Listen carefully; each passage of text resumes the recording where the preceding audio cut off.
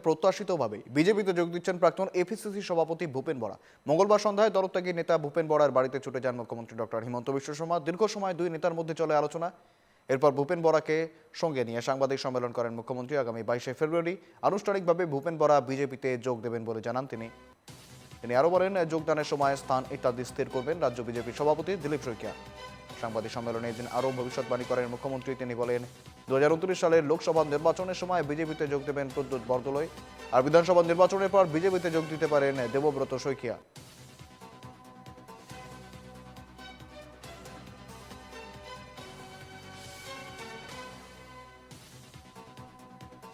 আৰু মই আপোনালোকক জনাবলৈ পাই অতি আনন্দিত যে অহা 22 তাৰিখে তেখেতে ভাৰতীয় জনতা পাৰ্টিত আনুষ্ঠানিকভাৱে যোগদান কৰিব।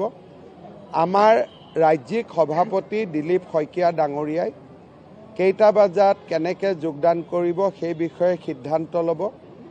ভূপেন বৰা ডাঙৰীয়াৰ লগত তেখেতৰ সতীৰ্থ বহুকেইজন কংগ্ৰেছৰ নেতা কৰ্মীয়ে গুৱাহাটীত ভূপেন বৰা ডাঙৰীয়াৰ লগত যোগদান কৰিব আৰু লখিমপুৰ জিলাতো তেখেতৰ উদ্যোগত এটা যোগদান সমাৰোহ হ'ব, য'ত নেকি লখিমপুৰ, ৰঙানদী, বিহপুৰীয়া, নাওবৈচা আদি যিখিনি আমাৰ কংগ্ৰেছৰ কৰ্মী আছে, কাৰ্যকৰ্তা আছে, নেতা আছে, তেওঁলোকেও ভূপেন বৰা ডাঙৰীয়াৰ লগত যোগদান কৰিব।